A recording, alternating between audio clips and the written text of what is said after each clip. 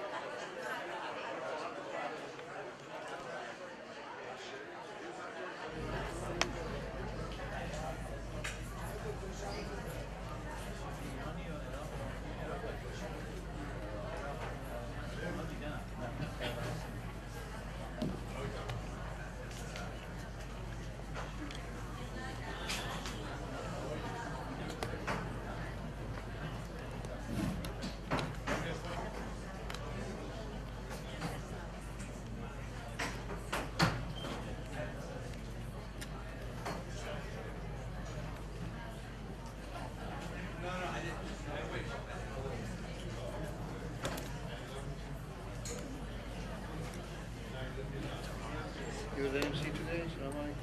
It's okay. I put you absent yesterday. Oh, yeah. I was supposed to send you an invitation. Yeah, already, but let me finish with that. It's okay, doctor. Yeah, once it's done,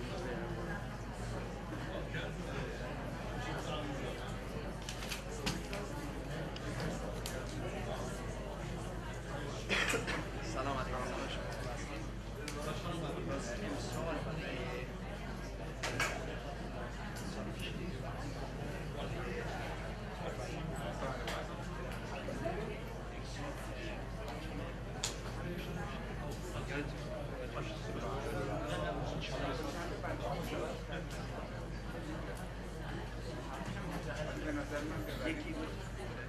چون معقول بود مثلا من شما داشت من یکی دارم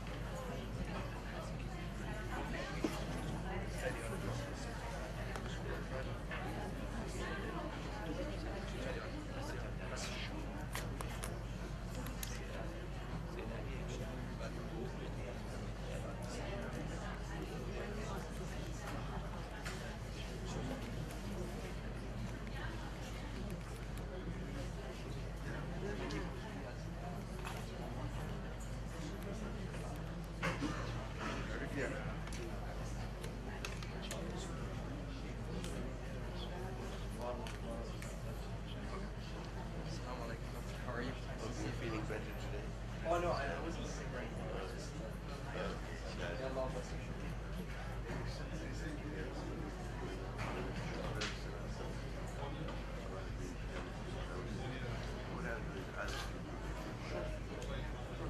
then I'll talk to you about it.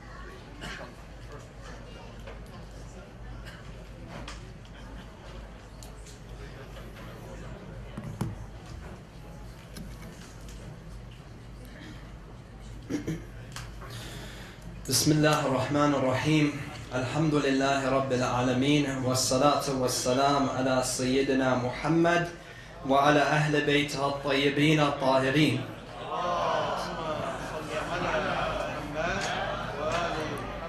I would like to begin by sending my salam to our awaited Savior Imam Hujjat ibn al-Hasan al-Mahdi Ajjalallahu ta'ala farajahu sharif. My honorable and respected elders, brothers and sisters, Assalamu alaikum wa rahmatullahi wa barakatuh.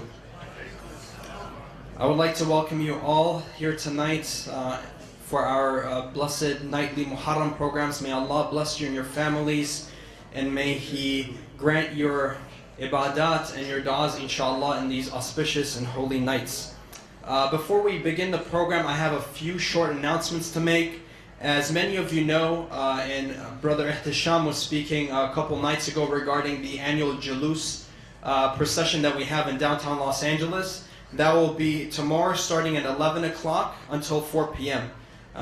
So if you would, I highly encourage you and your families to attend this blessed event in the middle of downtown Los Angeles. If you have any questions, feel free to ask me after the program. We also do have flyers outside. So if you have any questions regarding the directions, the times, anything like that, there are flyers outside as well. We also have our first annual blood drive tomorrow starting at 9 a.m. here in front of the masjid. It will be from 9 a.m. to 3 p.m. We have already signed up. Unfortunately, because we're using a mobile bus, they only have a limit capacity to take in 25 people, unfortunately. But we may have some openings. If you have any questions regarding that, please see me after the program. I'd be more than happy to check the schedule for you if you would like to sign up. And any of you who have already signed up, please remember your times. We've already emailed them as well, just as reminders. Also, my dear brothers and sisters, as it was announced yesterday, the board of IECOC has made a bid in order to acquire the building next door. Now, this, as I was told, will increase the masjid twofolds. So, inshallah, we'll be able to have, schools, extra programs for the center.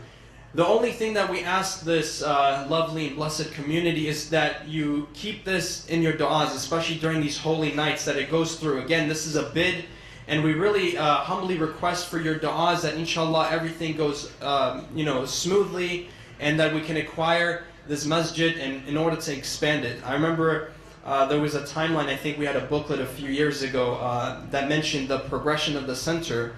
Back in 99 when they moved to this facility, it was only half the space. In 2006 they expanded to what we have today. So inshallah we're looking at the evolution and progression of the center as we expanded and further our efforts in accommodating more more activities and things like that, such as schools, such as other community things, and this will be good for all children as well as the adults as well.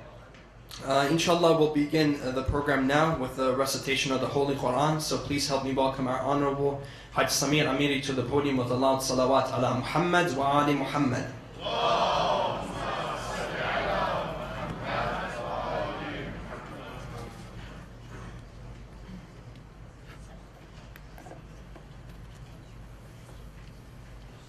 Assalamu alaikum wa rahmatullahi wa barakatuh. For those brothers and sisters who would like to join me and follow with me the recitation of the Holy Quran, we're going about 6 ayat tonight, and inshallah we'll do the translation. Sallallahu ala Muhammad wa ali Muhammad. Well, I did not say the chapter, I'm sorry, chapter Al-Ahzab, ayah number 6 to 11, inshallah. Sallallahu ala Muhammad wa ali Muhammad. أعوذ بالله من الشيطان الرجيم. بسم الله الرحمن الرحيم.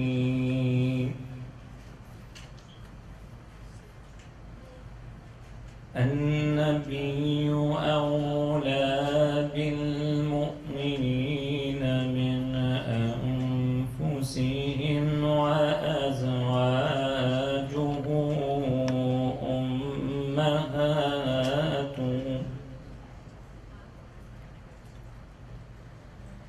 وأولو الأرحام بعضهم أولى ببعض في كتاب الله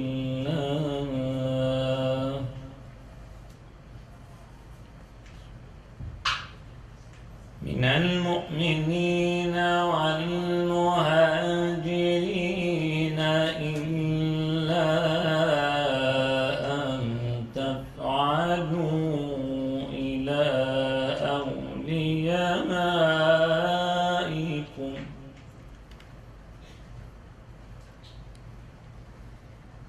إلا أن تفعلوا إلى أوليائكم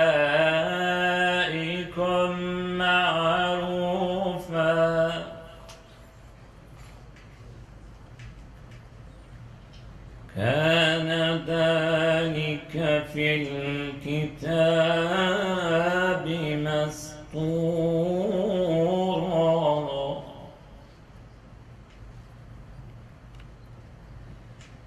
وإذ أخذنا من النبيين ميثاقهم ومنك ومن نوح وإبراهيم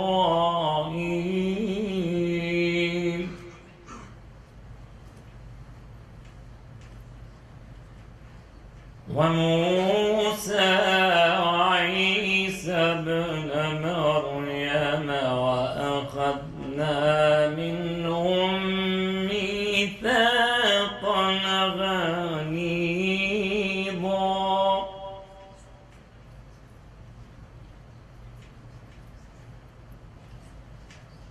يسأل الصادقين عن صدقهم وأعد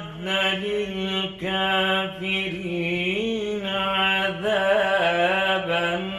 أليما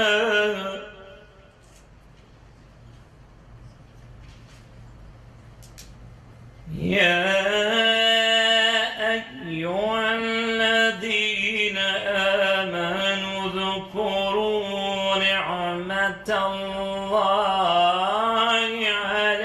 عليكم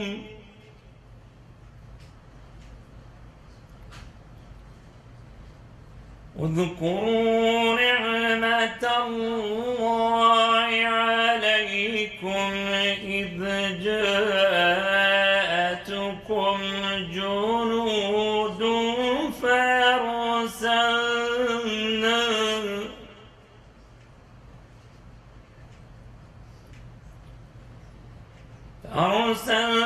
عليهم ريحا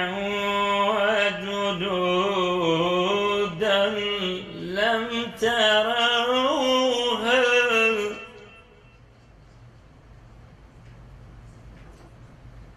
وكان الله بما تعملون بصيرا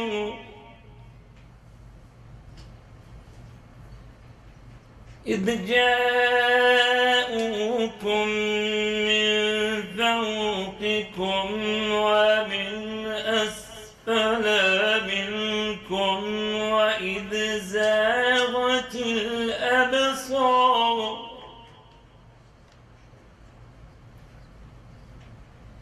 وبلغت القلوب الحاجر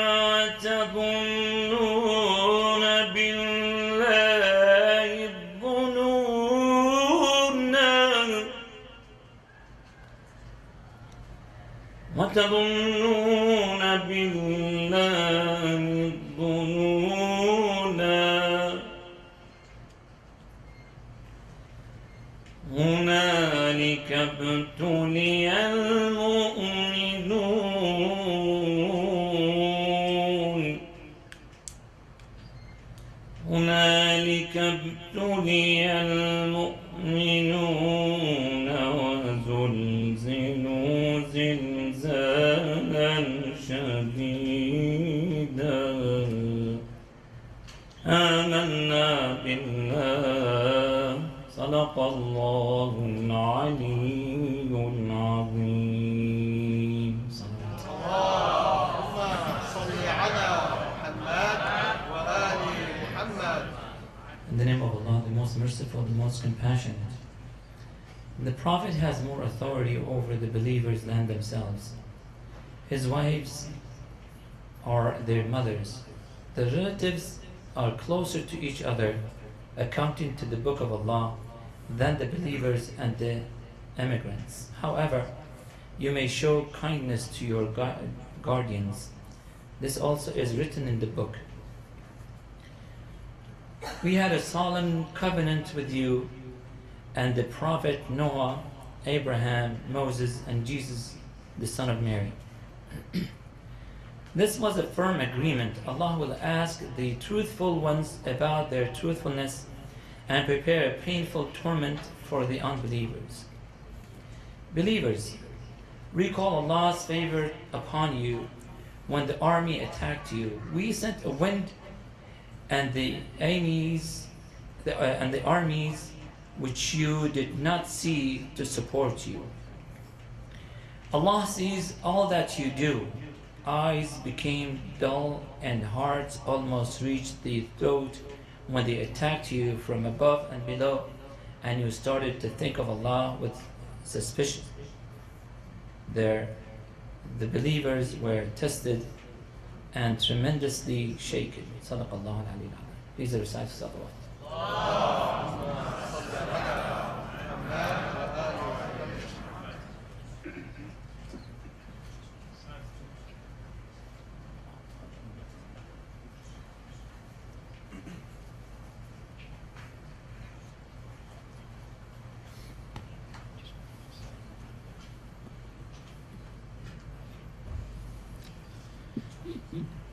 Thank you very much, Hajj Samir, for offering the beautiful recitation of the Holy Quran. We have a honorable youth presenter who will be reciting some poetry. So please help me welcome our dear Sayyid Ali, the son of Sayyid Hadi, to the podium with a loud salawat ala Muhammad wa ali Muhammad.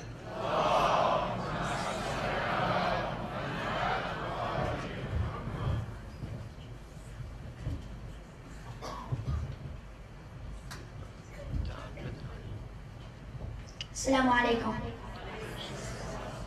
Today I'll be reading a short poem about Muslim ibn Aqil.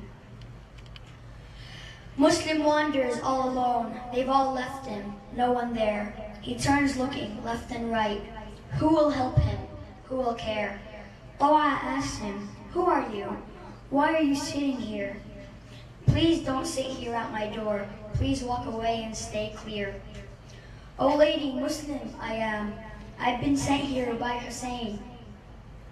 All have betrayed me today. I have nowhere to remain. Muslim stands prepared to fight. One by one he fights them all. Surrounded by enemies, the time comes for him to fall. How is he supposed to drink when Hussein will die from thirst? Shimil sitting on his chest, in his blood he'll be immersed. Peace be upon you, my master. We've been betrayed by them all. Don't come to Kufa today. Please, my master, hear my call. Salawat.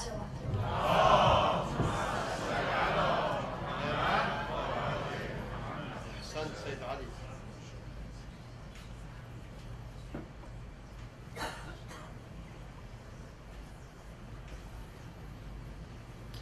Thank you very much, Sayyid Ali, for the recitation of that beautiful poem. May Allah bless you and your family. It's nice to see that I see a lot more youth with their notepads and pencils. I think they're eager to win that challenge that we've proposed from the beginning of the Muharram nights. Just remember, the contest will end Wednesday night. So Wednesday night will be the final night, and please submit all your notes to Hajj Samir Amiri, and inshallah we'll be offering you some cash awards. May Allah bless all of you. And now we'll begin the English portion of the Majlis, so please help me welcome our honorable and respected guest speaker, Dr. Hassanain Walji, to the podium with a loud salawat ala Muhammad wa ali Muhammad. Allahumma salli ala Muhammad wa ali Muhammad. Assalamu alaikum wa rahmatullahi wa barakatuh. Mu'mineen, let us begin by a recitation of Surah Fatiha for those departed souls who are not with us this Muharram, who were with us last Muharram, and all the relatives, the loved ones of all those who bless and grace this assembly. Al-Fatiha.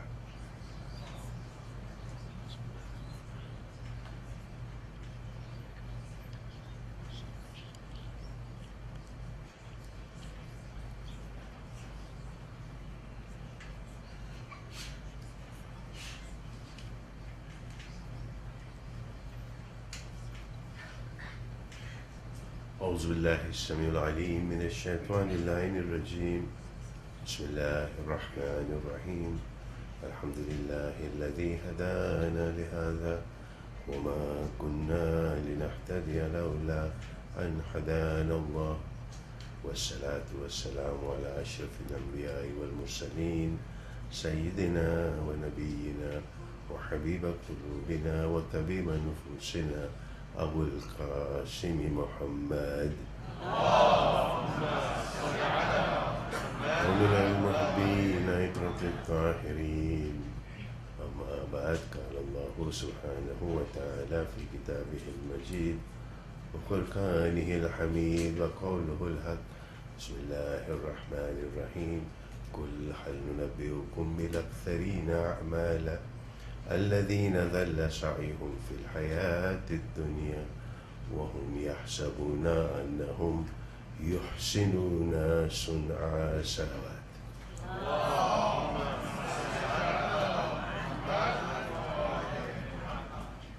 Mu'mineen, after 6 nights of looking at the potential of a human being and how we as human beings can go beyond the station of the angels or below the level of animals, tonight I would like to begin the next series for the next few days in terms of how is it that we as drops in that ocean can make waves.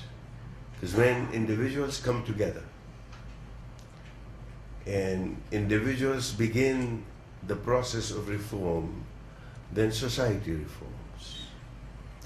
A pure drop of water, a drop of water which is purified, joining other drops will create waves in the water in the ocean.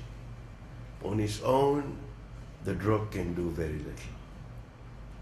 And this, inshallah, is the subject of today's presentation as to how do we make a contribution to society by living a life of purpose, and that we have what we call intentional living, a subject that we covered. The ayah that I began with is challenging us. Allah subhanahu wa ta'ala says in the Holy Quran, Surah Al-Kahf, that shall we show you the losers, those whose affairs in this world have gone to nothing, have gone in vain. They are in a state of loss. But what is more, the ayah is telling us that they think that they are doing good deeds. So they're harboring under this illusion that we are doing good deeds. And we talked about the concept of niyyah, that intentional living means that you live with the niyyah of qurbatan ilallah. If that living is for any other purpose, then that living becomes one where perhaps we may be, as this ayah describes, amongst the khasireen, those who are in a state of loss. One of the fundamental principles that we have is I, as an individual, have a responsibility to the wider society, in the society that I live in. I would be in a state of loss myself if I did not contribute to my environment, to the people that I live with, to my society, to my family, to the wider society. It's almost as if, and mashallah, in Southern California, we don't have that issue, inshallah. But when it's winter, when it's really, really cold, I used to live here, and when it fell below 55, we said it's freezing. When we go to the East Coast and brave through the snow and all that, there is one way of keeping warm when it snows and when it's very cold. You can wear a nice coat, hopefully not fur that we're green, but you can wear a nice warm coat and keep yourself warm. But there is another way of keeping warm, and that is to light a fire. To light a fire so that everybody around us also becomes warm. So one way is I, myself and me, I'm going to have a tea party and it's about me. And I wear my coat and it's only about me. But if I light a fire, if I live a life where I will be able to be of some benefit to society, then truly I have lived a purposeful life. And this is what community spirit is all about. Salawat, please recite a salawat. I'm hoping that the technology works with me. Inshallah it does. For a minute I thought it wasn't. So, we talked about, as we move on to this idea of how a human being can become part of a much bigger story, something that is bigger than a human being. A pure human being joining other pure human beings can create those impact in a society, and we see this in Karbala. You had these pure ones, and to this day and till the day of judgment, we will continue to remember that group of people. They came together, the 72 and beyond, to make those waves, and after that, those who remained, particularly the women of Karbala, continued to make those waves in a society so that there was change in the society. So we looked at Karbala as an instrument of reform, the power of intentional living, vision and niyyah, thinking for a change, the power of critical thinking. We talked about how valuable time is, how do we evaluate our self-worth, and we looked at emotional intelligence and the quwa that we possess. And today we're talking about living a purposeful life, making contribution to the society. But this is an era of Twitter. I forget, is it 148 characters or whatever? It's an era of sound bites. So when we look at sound bites of Karbala, to remind ourselves, so that we get in the right frame of mind, Karbala sound bites are that Karbala is about the meaning of Tawheed. It's about the knowledge of God. It's about resignation and submission. It's about fortitude and manliness. It's about honor and dignity. It's about love and a quest for freedom. It's about concern for mankind. And it's all the passion to serve humanity. That is Karbala. Those are the sound bites. And indeed, Karbala is unique without a parallel. And we are blessed to be part of the mourning assemblies so that we can imbibe of this unique spirit that was shown by Sayyidul Shuhada and the other martyrs at Karbala. Because truly, this is what they were portraying out there. The purpose of worship or the purpose of life is to worship Allah subhanahu wa ta'ala, and also to promote love and justice in a society. And I talked about this, introducing the subject, that there are two kinds of rights which are upon us. One is a right of Allah, which is hukukullah, the rights of Allah upon us, and the rights of creatures of Allah subhanahu wa ta'ala upon us, hukukul ibad. And indeed, when we come to ibadah, allow me to quote the Blessed Prophet of Islam sallallahu alaihi wasallam, when he said that to strive for the fulfillment of a Muslim's need is better than circumambulating around the holy Kaaba 70 times. The idea of hukukullah, which is the tawaf that we do, that is the right of Allah upon us. The Blessed Prophet is saying that hukukul ibad is so very important. Fulfillment of a Muslim's need is part of hukukul ibad. Because ibadah indeed is a holistic concept. On the one side, it is the fulfillment of the rights of Allah upon us. On the other, it is the obligation of our fellow beings, which is what we term as hukukul ibad. So on the vertical axis, you have hukukullah, and on the horizontal axis, you have hukukul ibad, the rights of the creatures of Allah upon us.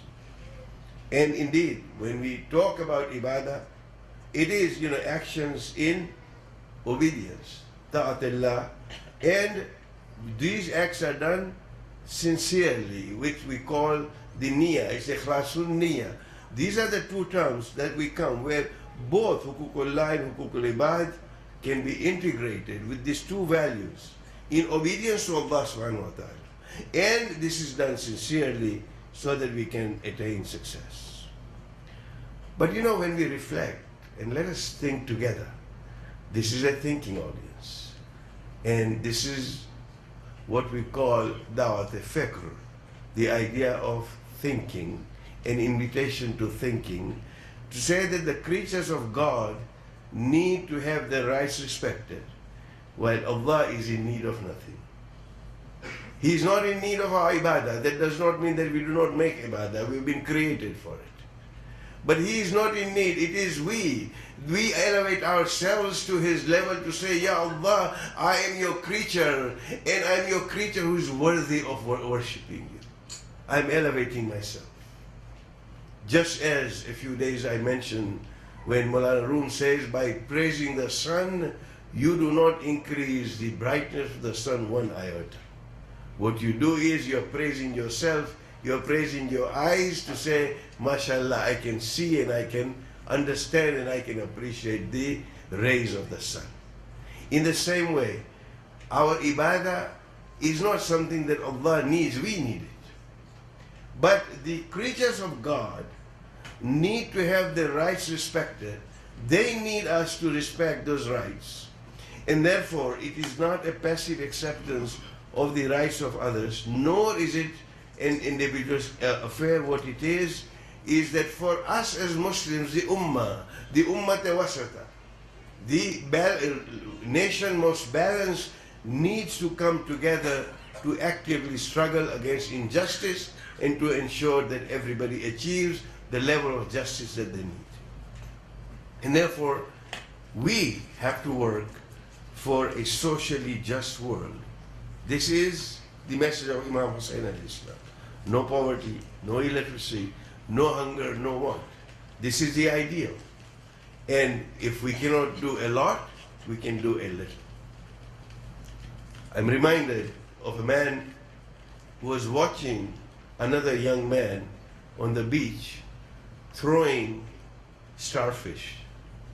You know, when the tide comes in, the starfish get washed on the beach, they cannot go back. And as the sun shines, the starfish die. So this young man was throwing starfish back into the ocean, one by one. And the old man watching him for half an hour goes up to him and says, son, what are you doing? He said, I'm throwing the starfish back.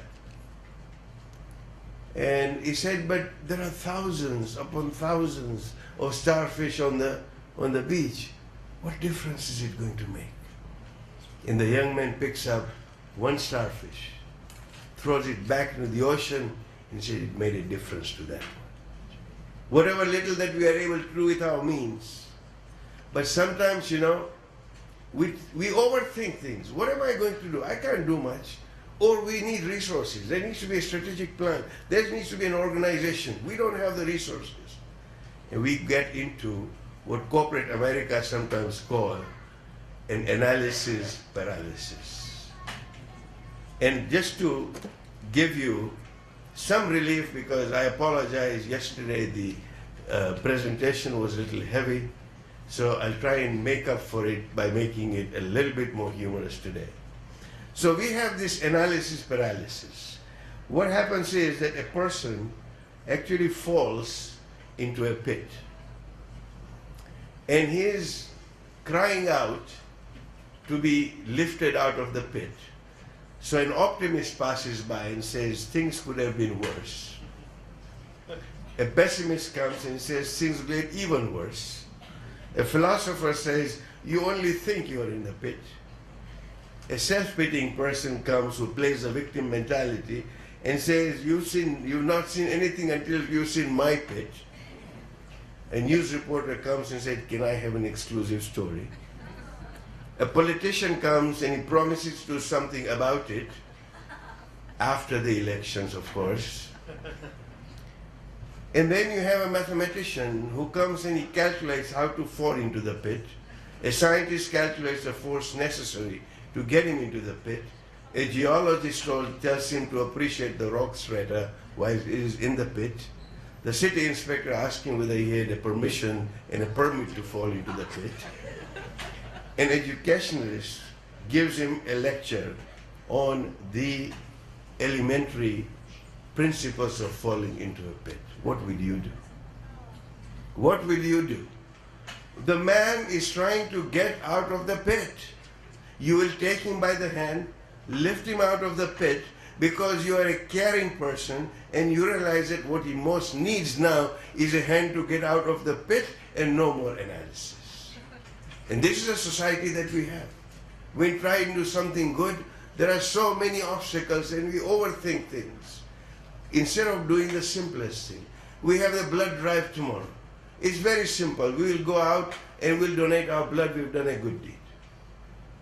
There is somebody who needs a hand, we'll go and do it.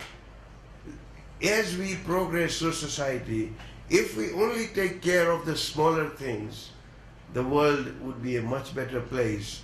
When you see everybody out there, if we become sensitive, I talked about empathy yesterday, the idea of putting yourself in somebody else's shoes, that you actually walk a mile in somebody's shoes, and then you will realize what it takes. So the idea is being sensitive and being empathetic. And we have wonderful examples in the history of Islam. You know, as was the custom in the days of the Blessed Prophet, that the very first harvest that people would make of fruits or whatever they had, they would bring it to the Blessed Prophet as a gift.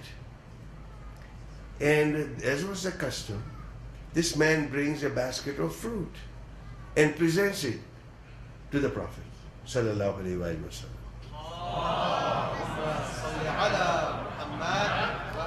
And the Prophet looks at the fruit, picks up the fruit, and takes a bite and pauses and then eats the entire fruit. Picks up the second one, eats it. Keeps on eating all the fruit till all the fruit was finished. Now normally the custom was that he would share it with everybody. And people were watching, the companions were watching. And some companions tend to be more inquisitive than others, we all know that. So one of the companions asked to say, Ya Rasulullah, all the fruit for yourself, nothing for us? And the Prophet smiled. He smiled and said nothing.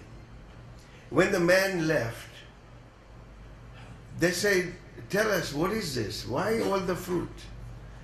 And look at the empathy and the sensitiveness of our Prophet. This is Islam. The ISIS, the terrorists don't represent Islam. This action of the Blessed Prophet represents Islam at its finest, at its most sensitive. The Blessed Prophet said that in his rush to bring the fruit to us, the man had brought the fruit which had not ripened yet. The fruit was bitter. Now, if I had shared that fruit with any one of you, you would have said the fruit is bitter. It would have hurt the man's sensitivity and his feelings. I would rather take the bitterness of the fruit myself than have a believer have his heart in some way being tormented, or that he being somehow upset with comments of one of you. I mean, this is empathy. This is hukuk al-ibad. This is the idea of husn zan, the empathy that we have. When you have people coming together with that level of love and compassion between each other, you have a society which is a society which is in aman, which is in peace, and there is tranquility and there is progress in the society. Salawat. So we are talking about community, we are talking about building a community. So what kind of people should we have?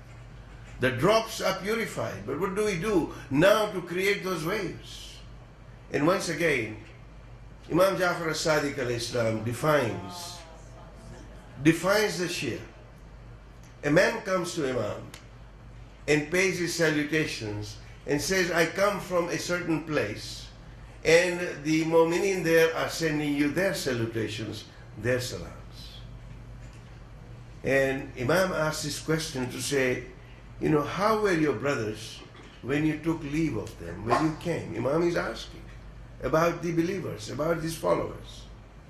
And then he starts asking certain questions. When the man said, yeah, they're all very well and they're sending you salutations. And Imam says, from where you come from, do the rich visit the indigent when they fall ill?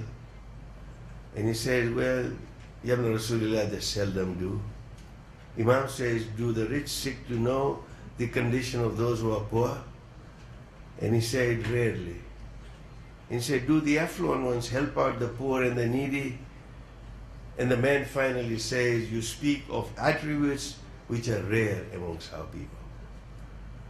And the words of Imam must be carved in our hearts to say, Imam said, then how do these people consider themselves to be our share? Clear injunction in terms of hukuk al-ibad. It couldn't be more clear from Imam alayhi salam. These are the teachings of meaning that we have. So the mission statement that we said of the ummah is that help each other, وَتَعَاوَنُوا عَلَى الْبِرِّ وَالتَّقْوَى, and do not help each other in aggression, in sin, وَلَا تَعَاوَنُوا عَلَى الْإِثْمِ وَالْعُدْوَانِ. This is our mission statement as individuals and as societies, to help each other in piety and in goodness, in birr and in taqwa, and not to help each other in aggression and in sin. And truly, this is the concept of the society of believers. I quote the Blessed Prophet again, and he says, in the mutual love, this is our society, this is us. This is the expectation of our Prophet of us. That the community, in their mutual love, compassion and sympathy for one another, believers are like one body. When one part of it suffers a complaint, all other parts join in, sharing in the sleeplessness and in fear. It's like the human body. If one organ is failing, the other organs try and take over to ensure that there is ease. And this is why it's been likened that we are like one body, the society of believers. And he taught us. This is the fulfillment of his mission, the kindness and compassion that he showed. Not just to the believers, but when we look at the very first constitution of this planet, the constitution of Medina, the rights that Muslims and non-Muslims had, then we need to understand that when we live in a multicultural pluralistic society like this, what is our responsibility in that society? If we go back to the time of Mubahala, when the Christians of Najran came to debate, and when they made certain statements, some of the campaigners got really riled up and they were about to have some altercation and maybe some violence. At that time, the Prophet calms them down to say they have come here to debate, let them say what they want to say. And then it is said that the second day was in fact Sunday, and the debate was to continue. And the Christians of Najran at that time said that we would like to go out of the city and we'd like to go and pray because it is Sunday. Do you know what the Blessed Prophet did? He said, you don't have to go out of town. You can pray right here in the Mosque of Medina. This was the wide thinking, the compassion towards human beings. Mu'mineen, sometimes we get so cocooned into our beliefs, we get so judgmental about other people.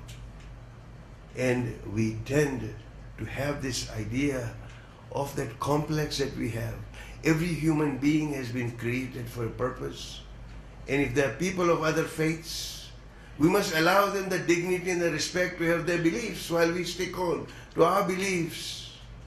And this idea of at one time the Muslim world was actually divided into Darul Islam and Darul Harb. Today Muslims live everywhere. There is no Darul Harb. We need to continue to understand our responsibilities as Muslims living in these lands, wherever we live, that our duty is to create a morally pure, like he did in Medina, a socially vibrant, a racially, religiously coherent, and an economic prosperous society. This is what Medina was. And we may not be able to create the ideal society. As we await our Imam Zamana Ajjalallahu Faraja Ta'ala. It is our responsibility to create the least imperfect society that we can. Sometimes we say we are waiting for the Imam. I wonder whether the Imam is telling us, I'm waiting for you to create that environment for me to come. This is our responsibility. But sadly, there's something wrong here. There's something wrong with that picture. We're over 1 billion Muslims, but today what goes on in Syria, in Palestine, Afghanistan, Iraq, Kashmir, you name it, Pakistan, North Africa, and even in some places elsewhere in Europe and other places, what is happening? Why is it, my friends, that 75% of the world's displaced people, refugees, happen to be Muslims? And there are more, they're increasing. The Blessed Prophet predicted this day. It is said that he commented to say that there will come a time when the nations will fall upon you like hungry eaters on a bowl of food. And when he was asked that on that day, is it that we will be very few? His answer was, no.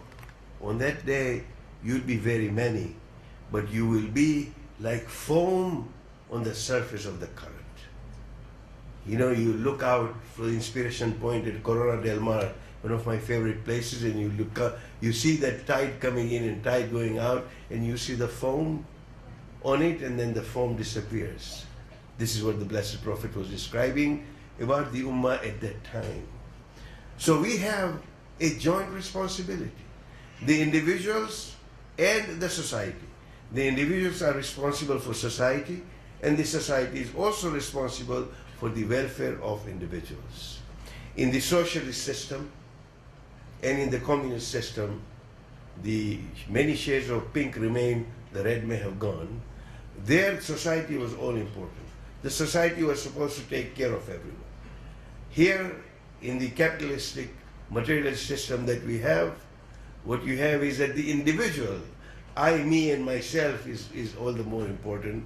And the bigger thing I have, the more dollars I have, the bigger person I am, and I can do whatever I want, in whichever way. Even if I'm standing for the highest office of the land, I can, purport to kill somebody and nobody will do anything to me. That is the idea of that society which says the individuals is all strong. Well, what we have is, within the Islamic economic system, within the Islamic social system, it is both. It is both. The individual has responsibilities, and so has the society. And the concept of Amr bil Ma'ruf and Nahy anil Munkar kicks in here to say that we as individuals need to look after society, and we have certain responsibilities. The Blessed Prophet gave us a beautiful simile. He said, in terms of Amr bil Ma'ruf and Nahy anil Munkar, as to how people have to behave in a society. He said, you're going in a boat, and the boat is right in the middle of the ocean. And one person starts digging a hole in the boat and says, this is my space, I bought it, it's my seat, I paid for it, and now I'm going to dig a hole when I want to dig a hole because it's mine. What will happen? The water will come in, everybody will sink. The responsibility of the society is to show that moral outrage, to say, no, this cannot be. When moral outrage begins to die out, then what happens is that the morality becomes dead. Moral outrage. When a president can be indicted in the White House and not kicked out, and there was no moral outrage at that time, it's led to a place where now the morality is that even before seeking the White House, you actually go into the same thing. This is when the morality is now dead. Where is that outrage? Where are those people who will stand up and say, but this is wrong, this is not moral? This is where a society loses out, because when morality becomes relative, it keeps changing. Shaykh Ustad Mutari has written a long tract on the difference between absolute morality, as Islam teaches us, and relative morality. I invite you to read some of his works. It will open your mind to say that when morality continues to shift, then we are on very slippery slope. What was halal at one time, or what was haram at one time, would then eventually become halal, and I don't want to give too many examples, but we all know that within a society how when morality actually becomes relative, then we go into a slippery slope. And then at the same time, man cannot live outside without a society. A person, according to Aristotle, who has no need for any community must either be a god or an animal. Human beings are social beings. They need society. And this distinctive feature of our community, the Muslim community, is that in all our affairs, our worldview is based on Tawheed. Inshallah, in the days to come, we will talk about the moral compass of a society and the evolution of a society. For today, I would just like to point us to the building of a community. That the path to progress is, firstly, that to build a society, we need to have what we call consensus of the mind. Meaning that we as members share the same vision. Now, there is not necessarily the same view and the same tactic and the same strategy. But we have to have a common vision. If we have a common vision, then we should understand the protocols of disagreement. I talked about this a few days ago, that sometimes we tend to be like amoebas. People come together, a disagreement arises, we become two, like amoeba cells divide. And then another disagreement happens and we become four. And suddenly you have 20 Islamic centers in one city. If we understand the level that we can agree to disagree, but we have the same vision. So it's consensus of the mind, and then consensus of the heart, that we hold the same wishes and the same compassion. And finally, a consensus of the commitment to activism. And I'm addressing my young friends. That commitment to activism. You have strong limbs. You have strong minds. You are coming up in an environment that allows many things that may not have been possible for the generations before you. Living in this society, you have a phenomenal opportunity of activism to actually see that you do something that is going to make a difference. And in order to shorten this and give a beautiful example, if you've ever seen geese flying in a V formation, as you look up, again out into the Pacific Ocean, and you sometimes see these geese, well, we can learn from anyone. In fact, man learned, I'm told, to bury its dead from crows. When Kabil did not know what to do with the body of Habil, the brother that he had killed, he saw a crow digging and burying a dead crow. So we learn how to bury from a crow. We can learn from anyone. So we learn from geese is when they go in V formation, there's a reason. That each goose flaps its wings, it creates an uplift. And that uplift adds about 75% greater flying range than when the bird flew alone. If we were to learn from that, the people who share a common direction in a sense of community can get to where they are much faster, like the geese did. And then the second lesson is, when one falls out of formation, it suddenly feels the drag and resistance of flying alone, and it quickly moves back with the flock. Now it is realized as to what it is to leave the community and society that you have. So if you had as much sense as a goose, let us stay in formation with the rest of the community. And where the community is headed together with a shared vision. And that we are willing to accept the help of each other as we go on this journey. And then when one goose tires, it rotates back into the formation. You have one right at the top, it will go back into the rotation, somebody else will take over and will take the point position. It pays to take turns in terms of leadership, to actually make sure that we are not burning out. My peers in particular, the baby boomer generation, who came here maybe for education, maybe for trade and commerce. And sometimes we lead Islamic centers in our societies and we think we are invincible, we never want to leave. We need to make space for others, particularly the next generation, the younger generations, to come up and take up the baton. This is what we learn. And then the geese flying in formation actually honk. You may have heard them honk. They honk to encourage each other in the front. Mu'mineen, we need that encouragement as we work, to have that honking which is encouraging. If something nice happens at the center, please let us go to the volunteers and say, Ahsan, Jazakallah, thank you so very much. That was wonderful. We're very good as a society, everywhere, at saying, the temperature wasn't right, or the food that we got wasn't quite warm enough. It's human nature.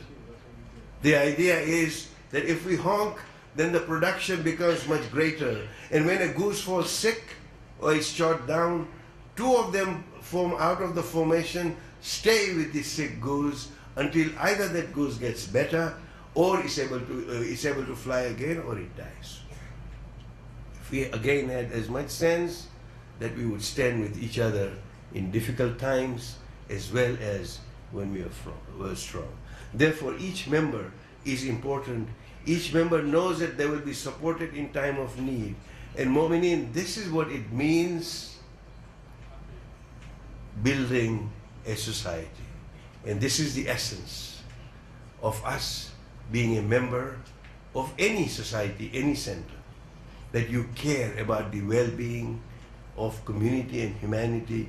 You believe in the cause of the organization as its value, and you volunteer with a purpose to serve your faith and your community. This is how our centers thrive. We have a beautiful center here. There are volunteers, there are people who come together out of pure pleasure of Allah subhanahu wa ta'ala to come and serve, and we can progress.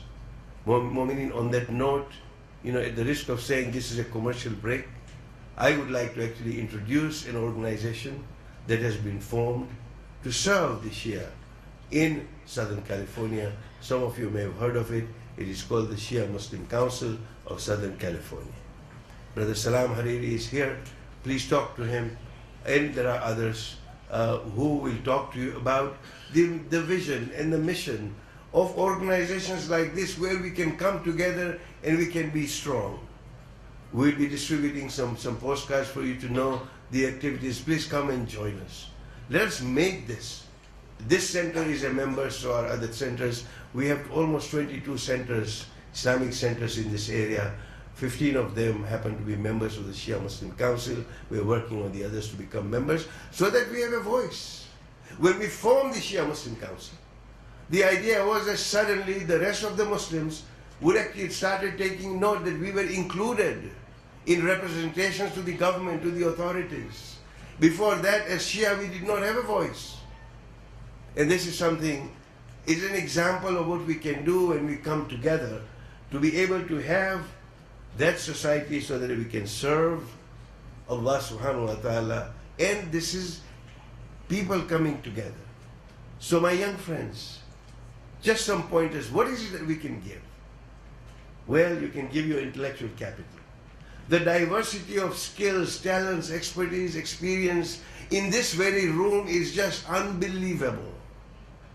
And when you extrapolate that to the wider society, the wider Muslim society, what we have done professionally, what we have done in many, many fields, we have excelled. Let us not wear that coat just for ourselves.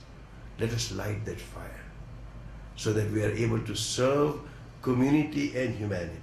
So you can give your intellectual capital, you can build social capital. One of the most important things is the idea of networking, who knows whom. LinkedIn is so very popular. Why? because it is building my social capital. We need to come together and ensure that the skills are shared, the businesses are done within the community, that we have professionals sharing expertise, that if there are jobs going, that we are able to. These are social issues that we can come together as a community. And the progress of any society,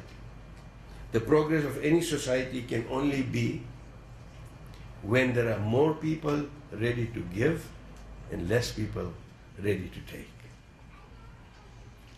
In this center, if there are very few volunteers and many others would like to receive services, then the tension is upon the volunteers. If there are more people who are willing to give their time, then the society progresses. But if there are more takers, then there is more strife and issues in a society. So, Mu'mineen, when we give, and we just heard that, inshallah, we will be expanding this.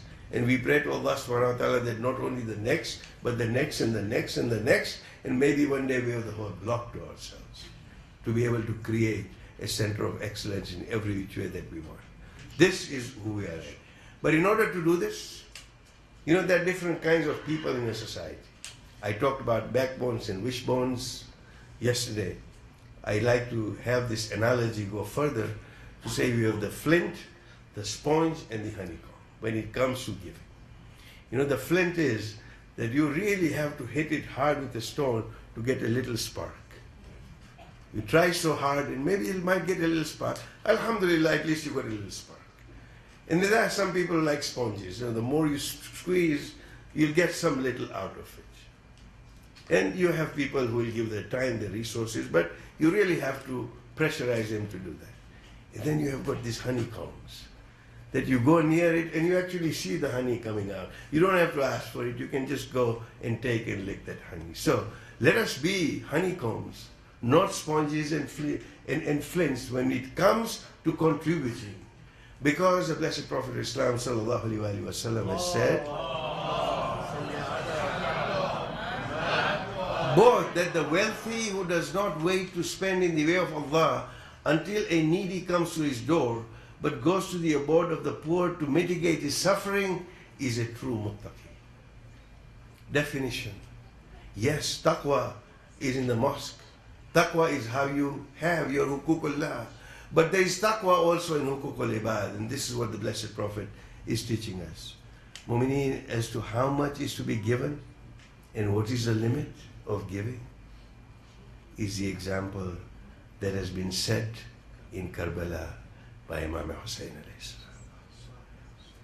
We don't need to go any further to talk about the limits. How far, how close are we to that limit? And it is not just for now, it is also for Akhirah. The Blessed Prophet has said that by death, the scroll of life gets folded, but the three groups are exempted from it. One, a scholar who is left behind a scholarly work, a reminder for guidance to the people. A good and a pious offspring who remember their parents during the supplications with goodness, and a person who is left behind some good work, some endowment of charities from which people are profited. When the scroll is closed, this is Sawab-e Jariyah that continues to work for us. We pray to Allah subhanahu wa ta'ala that He gives us that opportunity. Not everybody has an opportunity to build a mosque. Not everybody has an opportunity to establish an Islamic center or do certain good works. Let us grab that opportunity so when our scroll is closed, then we partake from this particular aspect of Sawab-e Jariyah. Mu'mineen, I'll just end on this note as we began with the sound bites, that this is all about change of a community and a society. Do not move with Imam Hussain in history. The issue, as I say, is not to cry much, although crying has its meaning. Instead, the issue is to move with him in the present with activism and with change. Truly then we will have paid tribute to all the shuhada of Karbala. Salawat.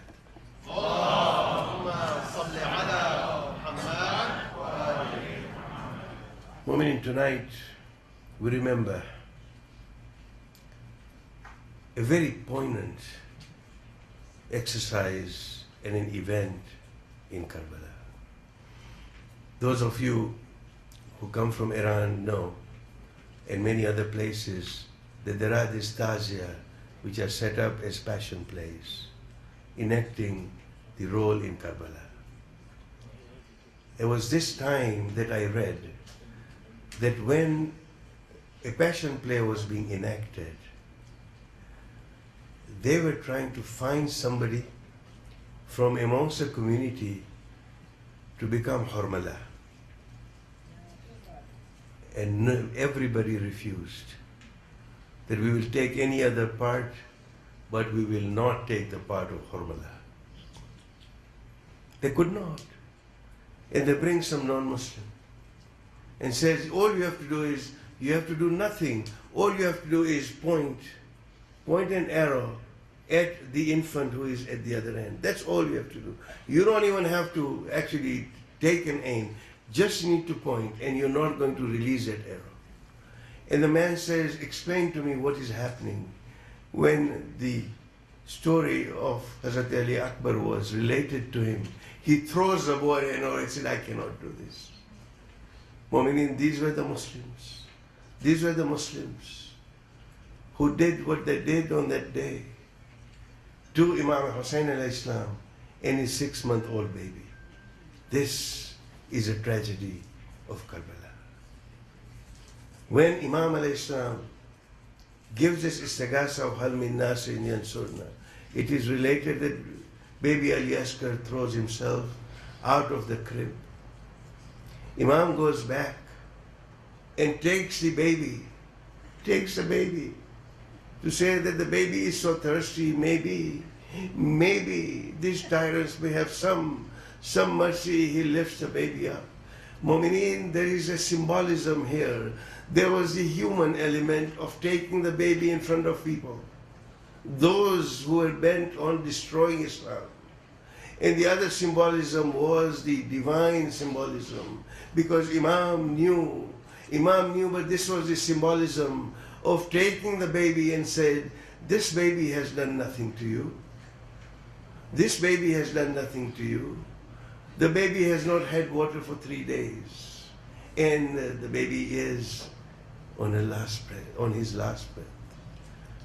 And when the soldiers see this, there were tears coming out. And the order comes to say, cut this speech of Hussein. Iqtal kalam of Hussein. Just cut his speech.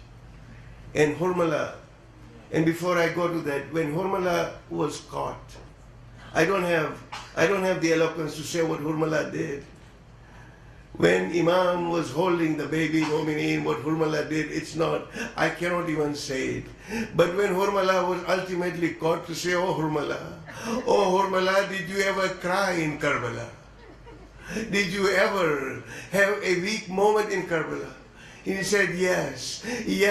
When I actually pointed that arrow, when I pointed that 3-pronged arrow to the baby, I actually saw from the corner of my eye that one of the curtains of one of the tents actually moved a little bit. I perceived that maybe that is the mother of the baby who is looking out. And he said, for a minute, my hands shook, and then I controlled myself and I did what I had to do. Inna lillahi wa inna ilayhi raji'un.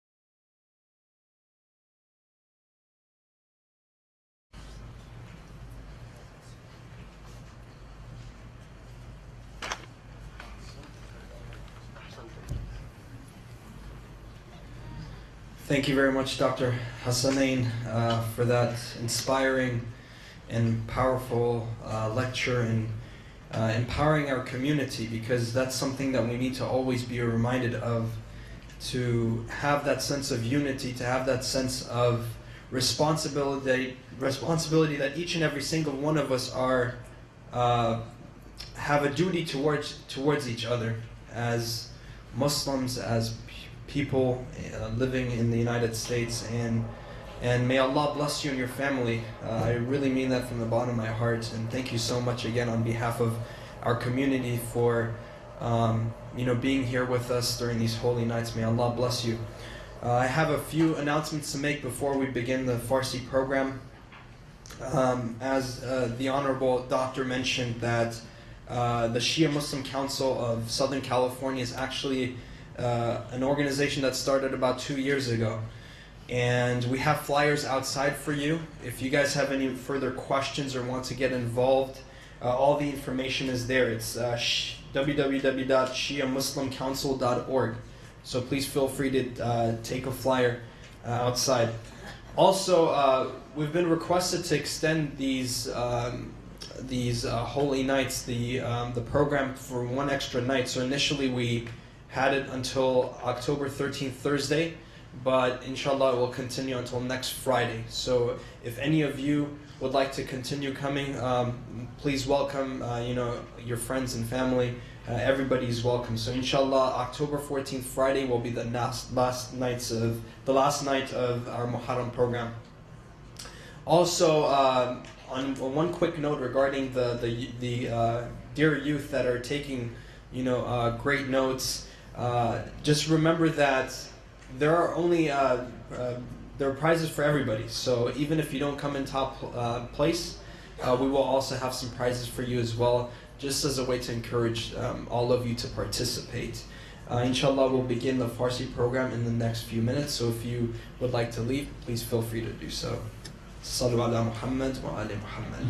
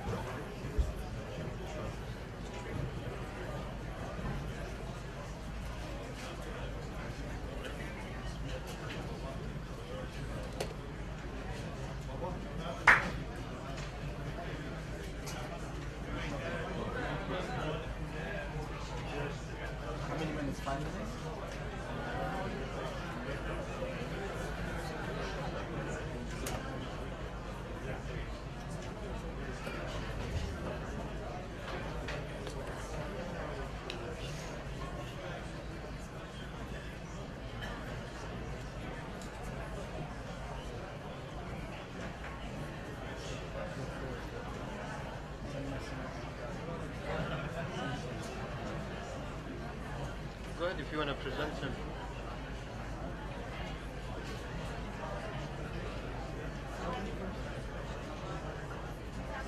Hi Habibi. Assalamu alaikum. Yeah, inshallah. Say it when you talk about Allah, tell him to pray for you. Okay?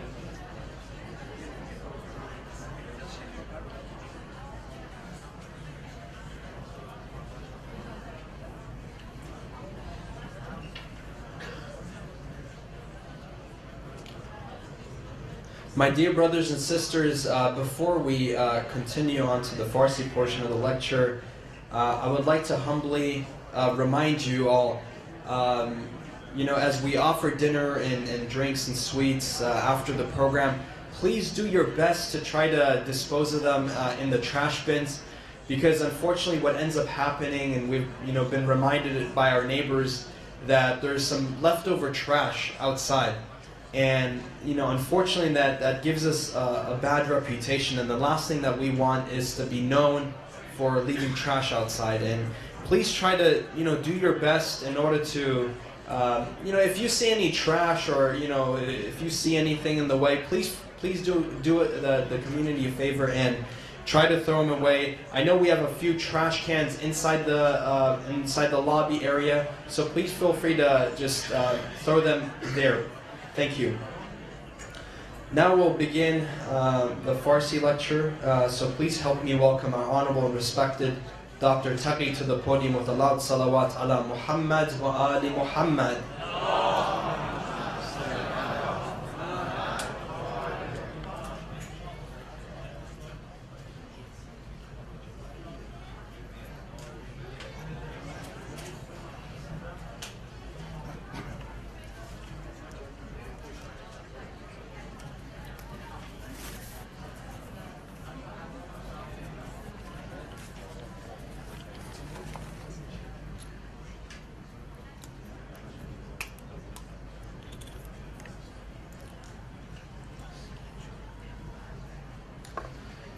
بسم الله الرحمن الرحیم. الحمد لله رب العالمین بارئ الخلائق اجمعین. الصلاة و السلام علی عبده و رسوله حافظ سره و مبلغ رسالاته سیدنا و مولانا ابوالقاسم مصطفی محمد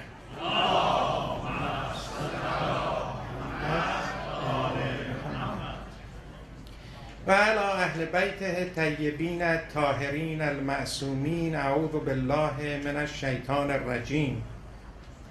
السلام علیک یا ابا عبدالله و علی الارواح التي حلت بفنائک. علیک منی سلام الله ابدا ما بقیت و بقی اللیل و النهار ولا جعله الله آخر العهد منی لزیارتکم. السلام علی الحسین و علی علی ابن الحسین و علی اولاد الحسین و علی اصحاب الحسین. برادران و خواهران گرانقدر، سروران و اساتید بزرگوار، سلام علیکم جمیعا و رحمت الله.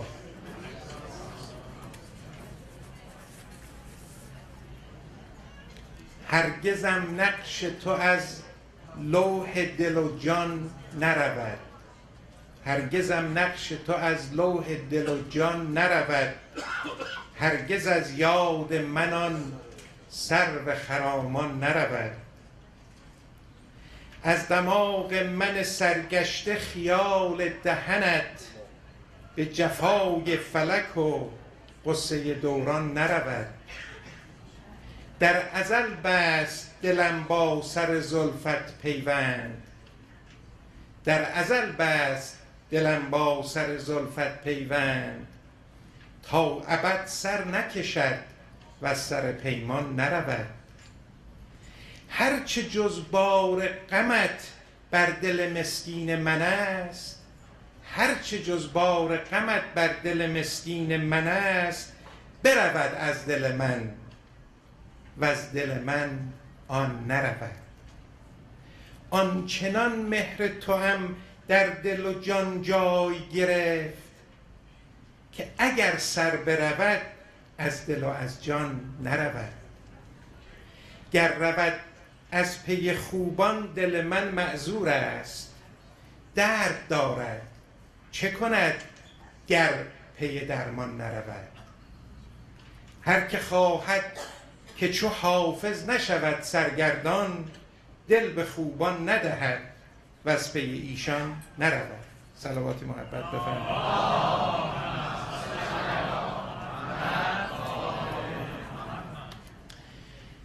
شب گذشته که مصدق اوقات برادران و خواهران عزیز بودم، از امام حسین علیه السلام جمله‌ای نقل شد که حضرت فرمودند مردم بنده دنیا شدند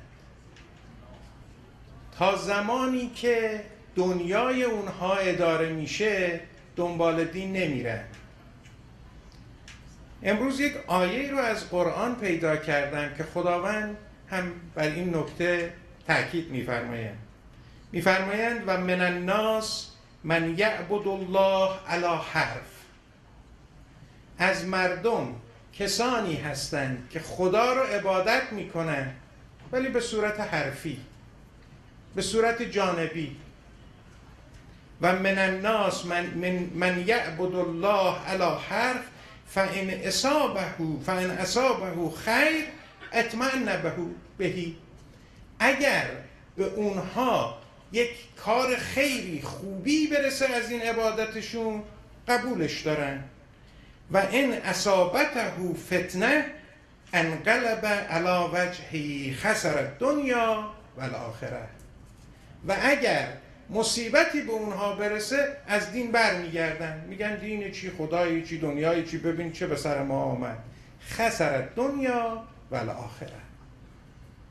و هم در دنیا زیان میبینن هم در آخرت، چون خیلی از این مصیبت ها امتحانه. خداوند میخواد امتحان. خیلی از مصیبت ها برای رشد خود انسانه، خیلی از دردها، بیماریها، مصیبتها، شما دیدید انسان بعضی موقعها یک بیماری میگیره، وقتی از اون بیماری خلاص میشه میبینی که روحش متعالی شده، خدا رو بهتر شناخته، قدر زندگیش رو بهتر میدانه. خیلی از مصیبتها خب البته برای امتحانه و خیلی هاش هم برای این هستش که انسان متنبه بشه. مطلب بعد که شب گذشته خدمت دوستان عرض کردیم داستان جوانها و نوجوانها بود که چگونه ما باید الگو باشیم برای اینها، چون در زندگی این طفلهای معصوم رو که خداوند به ما به ودیعه گذاشته و اینها بیگناه به این دنیا میان، اگر به سمتی برن که راه غلط باشه ما مسئولیم. خداوند در قرآن می‌فرماید در امتهای مختلف که قبل از شما آمدند و رفتند، هر کسی هر چی که با خودش برده متعلق به خودشه و ما از در مورد رفتگان از شما سوال نمی کنیم.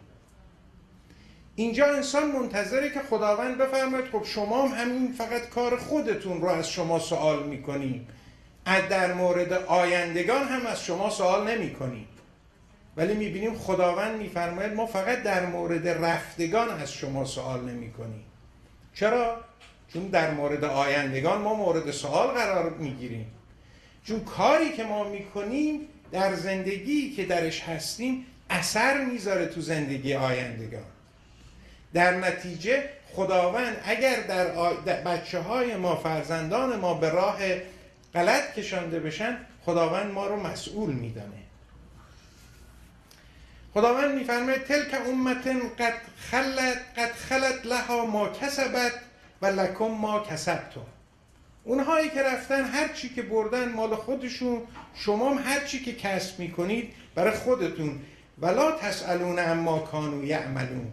ما از شما در مورد گذشتگان سوال نمی کنیم، ولی نمیفرماید که در مورد آیندگان سوال نمی کنیم.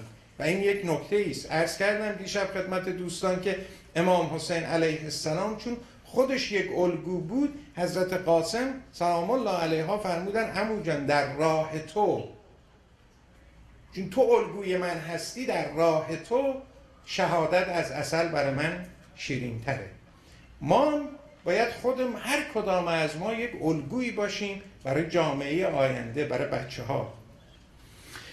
خداوند اونجایی که به شیطان وقتی که امر خداوند رو اطاعت نمیکنه، خداوند میفرماید قال اذهب، برو، فمن تبعک منهم فان جهنم جزاؤکم، هر کس تو رو تبعیت کنه جهنم جزاشه. جزاء موفورا، عجب جزای عظیمی است این جهنم برای اونهایی که شیطان رو تبعیت میکنن. بعد به شیطان، خداوند مورد خطابش اینجا به شیطان است، میفرماید واستفرز من استطعت منهم بصوتک، برو هر کاری که در توانت هست انجام بده. حالا این با دعوت کردن میتوانه باشه، سوار پیاده و پیاده نظام و سوار نظامت رو هم به کمک بگیر، بیار برای اقوای انسانها. و شارکهم فی الانواع و اولادکم، و شریک بشو در مال و در فرزندان انسانها. خب اینجا یک نکته خیلی ظریف هست. شریک شدن در مال توسط شیطان خیلی واضحه. شما وقتی که مالتون رو در راه حرام مصرف بکنی، شیطان شریک شده، شیطان آمده شراکت کرده با شما. شراکت در اولاد یه مقداری ثقیله که چطور شیطان در اولادهای ما شریک میشه. ببینید شما یه موقع با مثلا یک زمینی دارید، با یک معماری شریک میشید، میگید شما بیاید یک نقشه برای من بکش، من میخوام اینجا یک خانه‌ای بسازم.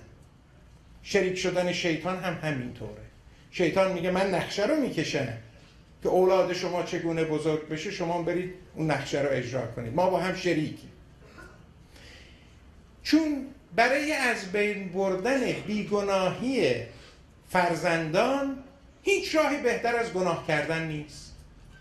پدر و مادر، اهالی جامعه وقتی گناه میکنن بهترین راه برای اینکه بیگناهی فرزندان از بین بره، اون معصومیتشون از بین بره. چون فرزندان پدر و مادر و اهالی یک جامعه، عمو، عمه، دایی، خاله رو به عنوان یک الگو میشناسن. وقتی میبینن اینا گناه میکنن، اون گناه قبحش براشون از بین میره. خب حالا برای الگو شدن، و خداوند هم میفرماید که ان شر الدواب عند الله، هیچ چیزی در نزد خدا بدتر از کسی نیست که این عقلش رو به کار نیندازه. در نزد خداوند انسان‌هایی که عقلشون رو به کار نمیاندازن از همه پسترن. سال گذشته خدمت دوستان عرض کردم که برای اینکه بچه‌هامون یاد بگیرن، یکی از راه‌هاش این هستش که حداقل به مدت 1 سال ما بیایم با خدا وارد معامله و داد و ستد بشیم. 1 سال بگیم خدایا هر چی که شما گفتی ما انجام میدیم، حالا شما باید هر چی که قول دادی انجام بدی، ببینیم این انجام میشه یا نمیشه. چون خداوند فرموده فذکرنی اذکر کن، شما منو یاد کنید من شما رو یاد میکنم. لئن شکرتم لازیدنکم، شما منو شکر کنید من به شما زیادی میدم. یه داد و ستده. ما بیایم خدا رو شکر کنیم ببینیم خدا برای ما زیادی میآوره، ما بیایم خدا رو یاد کنیم ببینیم خدا وقتی که ما محتاج هستیم به یاد ما هستش کمک کنه. 1 سال این کار رو بکنیم. حالا دوستانی که کردن حتما به نتیجه رسیدن، اگر نکردن این معامله با خدا برای قدم اول رسیدن به خداست. قول دادیم خدمت دوستان که امسال قدم دوم رو با هم جلو بریم. صلواتی محبت بفرمایید.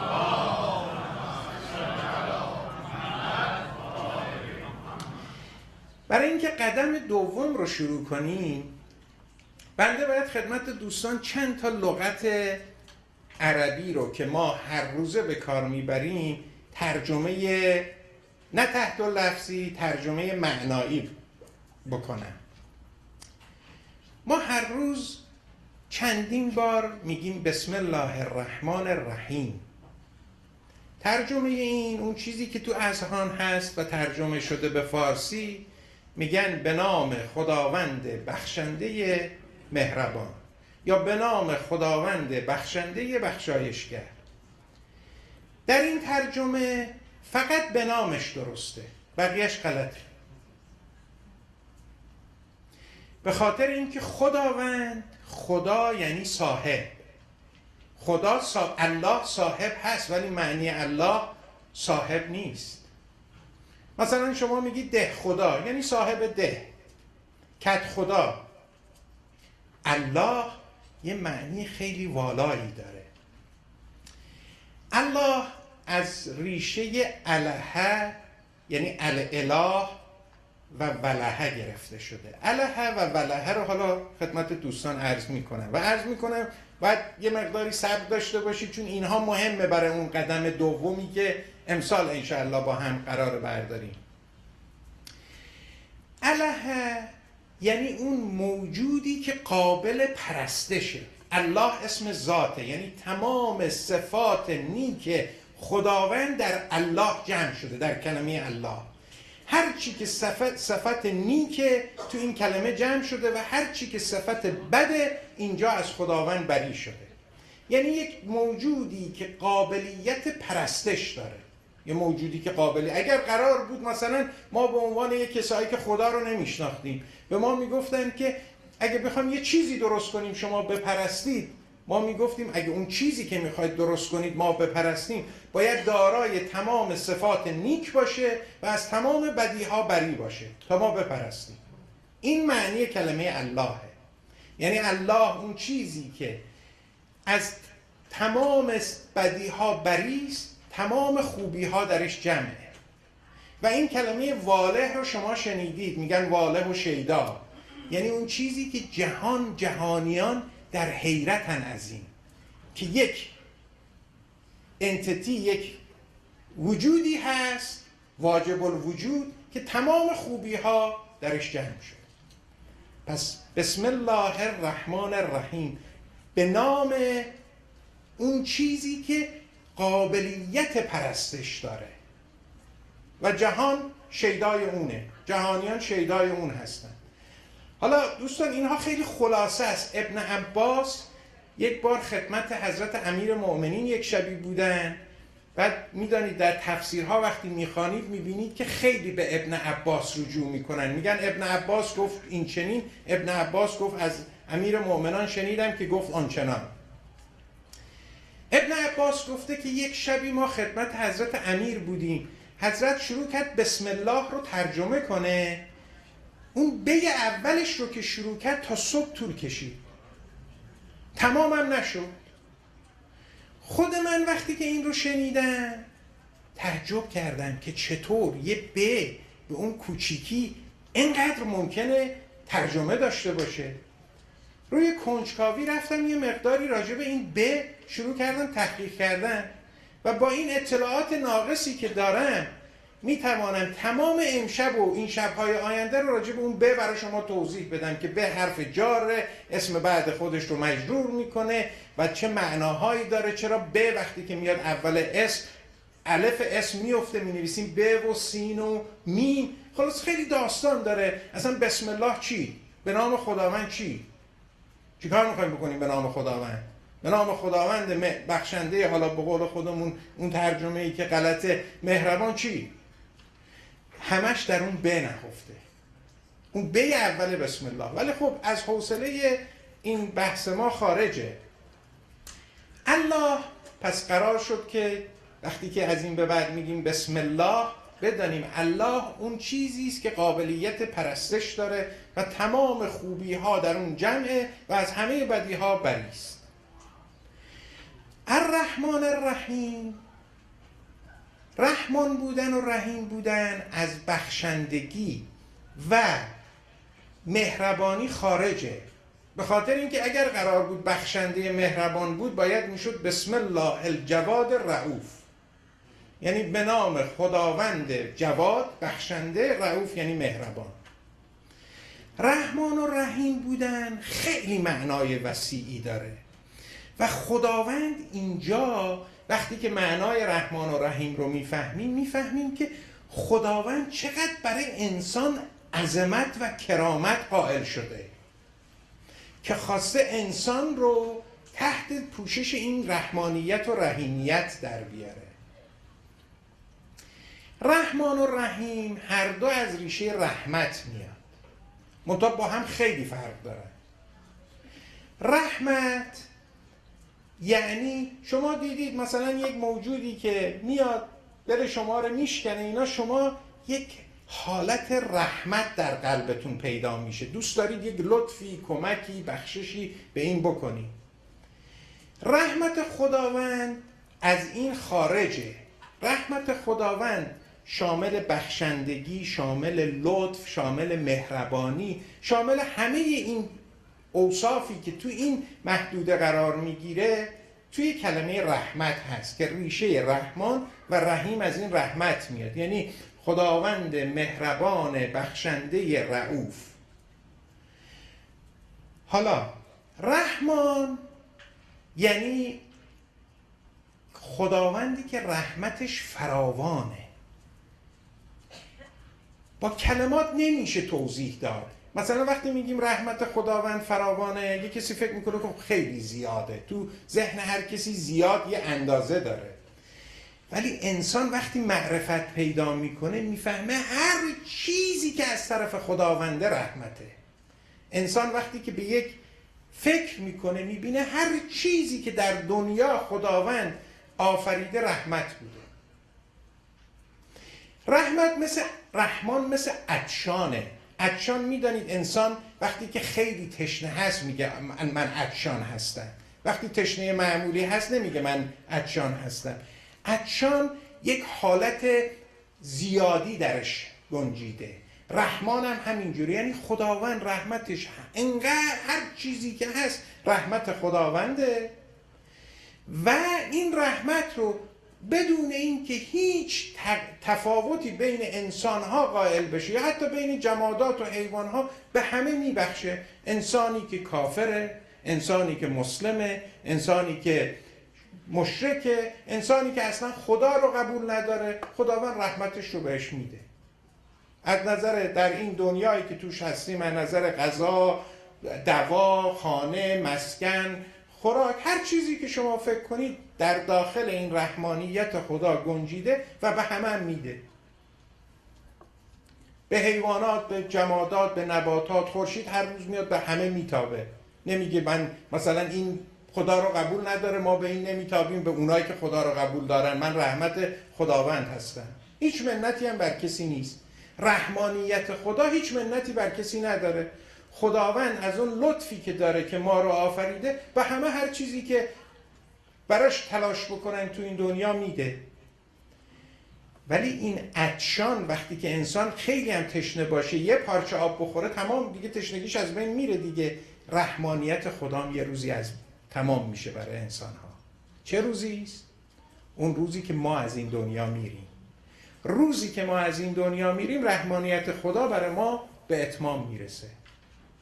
جمادات همینجور، روزی که درختی خشک میشه میفته دیگه رحمانیت خدا برش به اصطلاح مستوجب رحمانیت خدا نیست.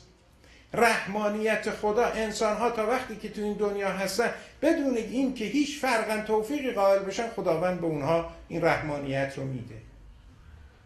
بعد میاد الرحمن الرحیم. رحیم بودن یه رحمت خاصه. میگه خب نمیشه که خداوند اگر قرار بود که رحمانیتش رو به همه بده، برای اونهایی که آدمهای خوبی هستن کارهای درست انجام میدن، برای اونها بگه خب اونها فکر میکردن خب پس عدالت خدا کجا رفته؟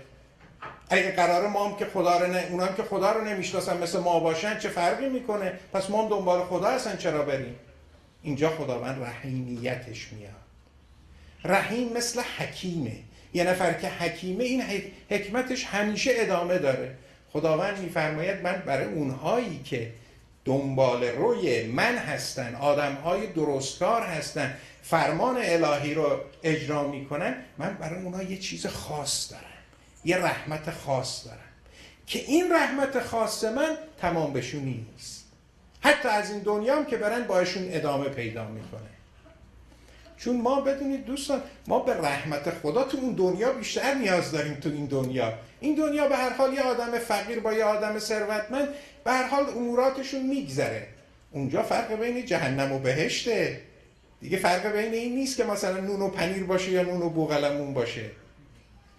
در نتیجه اون رحیمیت خدا، اینجا عدل خدا میاد توی کار. یعنی میبینید در اون رحمت که عرض کردم صفات لطف و عدل و همه در کاره، اینجا عدل خداوند دخیل میشه. پس بسم الله الرحمن الرحیم، یعنی به نام موجودی که قابل پرستشه و رحمان هست و رحیم هست. صلوات محبت بفرمایید.